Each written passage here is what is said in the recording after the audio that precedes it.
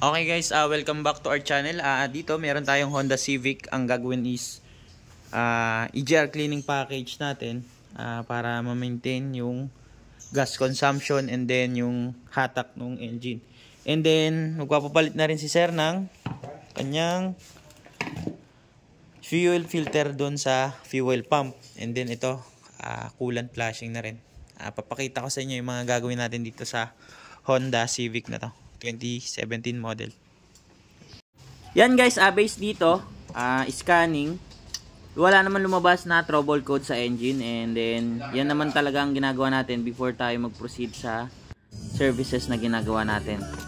Yan, dito binabaklas natin yung upuan kasi tatanggalin yung fuel pump kasi nandun yung fuel filter. And then dito, nagbabaklas naman tayo ng throttle body, 4 na tornilyo.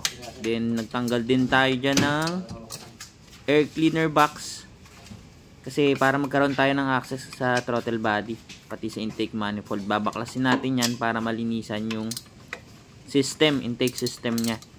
And then ito, papakita ko naman sa inyo yung itong fuel pump assembly. Tatanggalin natin yan.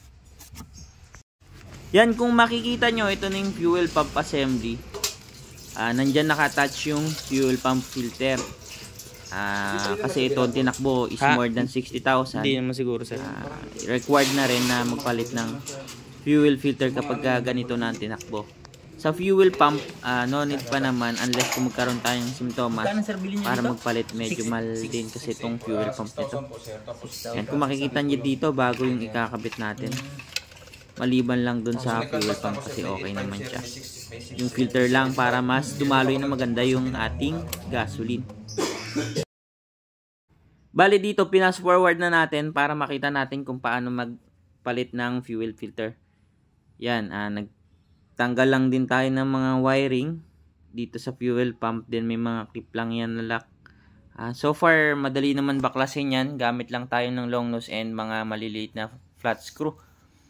Yan, then yung spring, ito na yung bagong filter. Tinanggal natin yung fuel pump. Then i-install na natin at assemblein. Yan.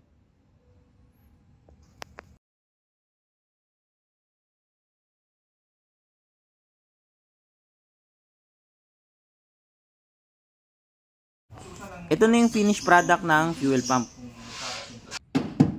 Then dito, nagche-check din tayo ng tagas ng transmission base. Dito may mga tagas na siya. Possible to sa shifting linkage to kasi dun lang sa pagitan ng transmission.